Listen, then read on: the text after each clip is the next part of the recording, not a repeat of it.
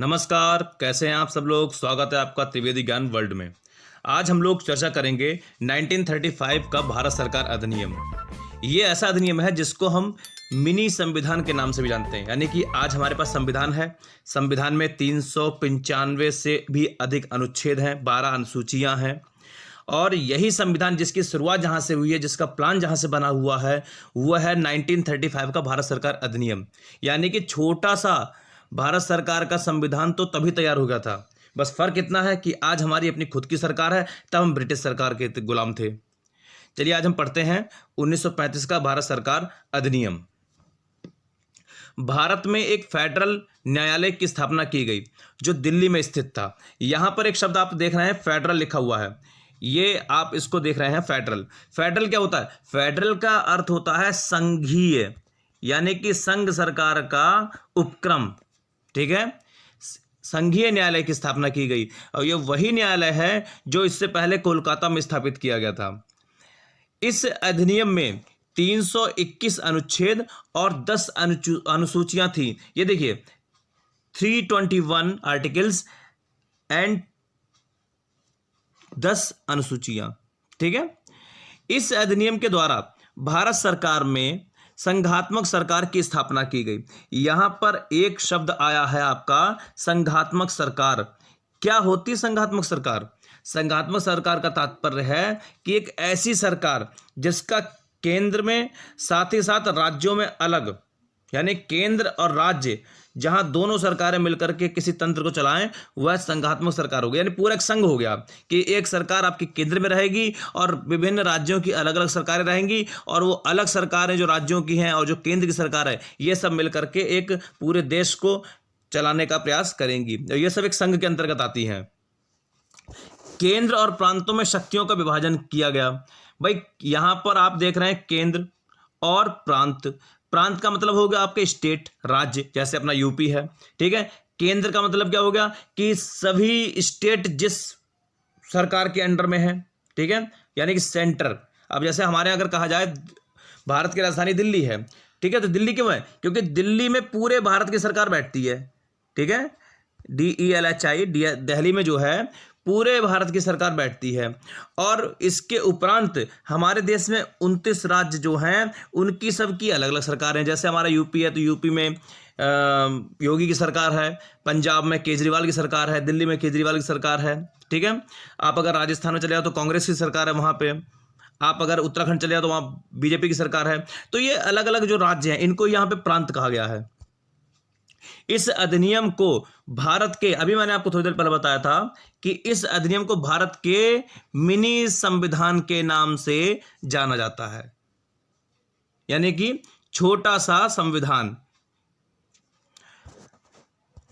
इस अधिनियम के द्वारा प्रांतों में द्वैध शासन व्यवस्था का अंत कर दिया गया। इन्हें एक स्वतंत्र और स्वशासित संवैधानिक आधार प्रदान किया गया, यानी कि एक कानून के दायरे में रह करके वो अपने कार्यों का निर्वहन कर सकते थे। कौन? राज्य। जो कि पहले रियासतें थीं, वही बाद में राज्य बन गए थे। इस अधिनियम ने केंद्र में द्वैध शासन प्रणाली का शुभारंभ कर दिया। ये द्वैध शासन प्रणाली क्या है? देखिए, अभी आप कह रहे होंगे द्वैध शासन व्यवस्था का अंत हो गया और द्वैध शासन प्रणाली का शुभारंभ हो गया, तो व्यवस्था प्रणाली में अंतर है। इस अधिनियम में न केवल संघ लोक सेवा आयोग की स्थापना की, बल्कि प्रांतीय सेवा आयोग और 2 या अधिक राज्यों के लिए संयुक्त सेवा आयोग की स्थापना की गई। इसमें 11 राज्यों में से 6 राज्यों में द्विसदनीय व्यवस्था प्रारंभ की। यानी कि उस समय 11 राज्य थे पूरे, मतलब भारत में 11 राज्य बनाए गए। उन 11 राज्यों में से 6 राज्य आपके जो थे वो द्विसदनात्मक थे। ये द्विसदनात्मक क्या होता है इसको मैं आपको संक्षिप्त में बता दूं। जैसे अगर आज की डेट में अगर आप बात करते हैं संसद की तो संसद भी द्विसदनात्मक है। एक आपका लोकसभा, ठीक है, और एक आपका राज्यसभा। भाई जो आपका लोकसभा है वो आपका छोटी सभा है, राज्यसभा बड़ी सभा है। ठीक है, समझ रहे हैं आप बात के लिए? ऐसे ही अपने जैसे यूपी में ले लो, हम लोग यूपी में रहते हैं ना, तो यूपी में क्या है? विधानसभा है। ठीक है, विधानसभा का इलेक्शन हुआ था। एक विधान परिषद है। ठीक है, विधान परिषद। अब यहाँ पर आप ध्यान से देखिएगा, विधानसभा और विधान परिषद इन दोनों को मिला करके विधानमंडल बनता है। इस अधिनियम ने केंद्र और इकाइयों के बीच 3 सूचियां, यानी कि नंबर 1 आपका संघीय सूची, नंबर 2 राज्य सूची और नंबर 3 समवर्ती सूची। इस अधिनियम ने केंद्र और इकाइयों के बीच 3 सूचियां जो आज भी चली आ रही हैं, आज के संविधान में भी इन तीनों सूचियों का महत्व है। देखिए उस समय 1935 के मिनी संविधान में क्या था, 3 सूचियां बनाई गई थी। संघीय सूची, यहां पर क्या था, यहां पर सिर्फ सेंट्रल गवर्नमेंट, ठीक है, सेंट्रल गवर्नमेंट यानी कि सिर्फ केंद्र सरकार को कानून ऐसे 59 विषय, ऐसे 59 सब्जेक्ट थे जिन पर सिर्फ सेंट्रल गवर्नमेंट को कानून बनाने का अधिकार था। राज्य सूची में 54 विषय हैं। तो इसका मतलब क्या है कि राज्य सूची में जो भी विषय हैं उन पर सिर्फ राज्यों की जो सरकारें हैं उनको कानून बनाने का अधिकार है। और समवर्ती सूची जो तीसरे नंबर पर आती है, इसमें 36 विषय हैं। समवर्ती का मतलब क्या हुआ कि इसमें ऐसे विषय हैं जिस पर राज्य और केंद्र दोनों मिलकर के कानून बना सकते हैं, ठीक है, दोनों मिलकर के। यहां पर मैं आपको संक्षिप्त में बता दूं, जैसे अगर भारत, जैसे सपोज यहां पे कीजिए, मैं सबसे पहले आपको बताता हूं संघीय सूची। अगर बात आ जाए राष्ट्रीय सुरक्षा की, तो ये किसका विषय है, ये संघीय सूची का विषय है। राष्ट्रीय सुरक्षा ये किसका विषय है, संघीय सूची का विषय है। अब अगर मैं राज्य सूची, ऐसे भी बहुत से विषय हैं, ठीक है। अगर मैं बात करूं राज्य सूची की, तो मैं जैसे एक आध को एग्जांपल देता हूं, जैसे मान लीजिए पुलिस है आपकी, पुलिस। अब समवर्ती सूची की हम अगर बात करें तो समवर्ती सूची में 2 उदाहरण तो बहुत ही मुख्य हैं, शिक्षा और स्वास्थ्य। शिक्षा और स्वास्थ्य ये आपके समवर्ती सूची में आते हैं, क्योंकि शिक्षा पर दोनों सरकारों को कानून बनाने का अधिकार है, स्वास्थ्य पर भी, क्योंकि शिक्षा और स्वास्थ्य ऐसे नेसेसरी मैटर हैं जो दोनों ही सरकारों के विषय हैं। चलिए आगे बढ़ते हैं।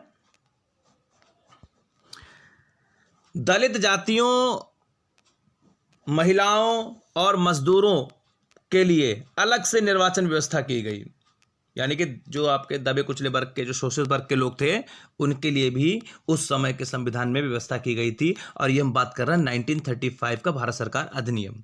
इसी अधिनियम के अंतर्गत देश में मुद्रा और साख नियंत्रण के लिए आरबीआई की स्थापना की गई। आप समझ जाइएगा कि रिजर्व बैंक ऑफ इंडिया की स्थापना कब की गई, 1935 के भारत सरकार अधिनियम के तहत रिजर्व बैंक ऑफ इंडिया की स्थापना की गई।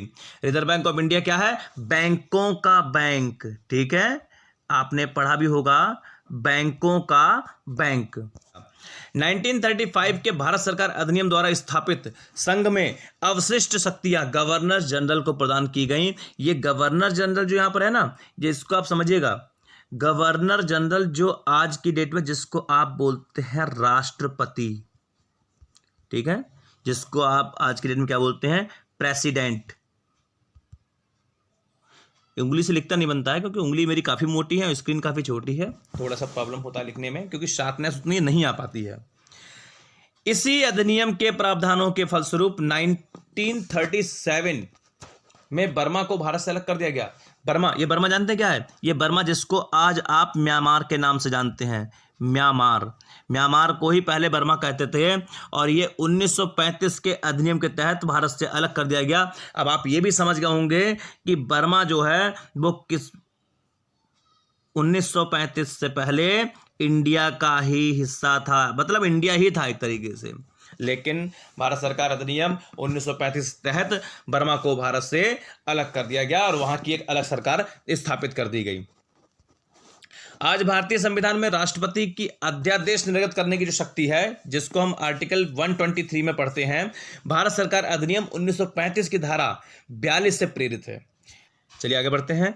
अगला हमारा टॉपिक है 1947 का भारतीय स्वतंत्रता अधिनियम। इसको भी देख लेते हैं।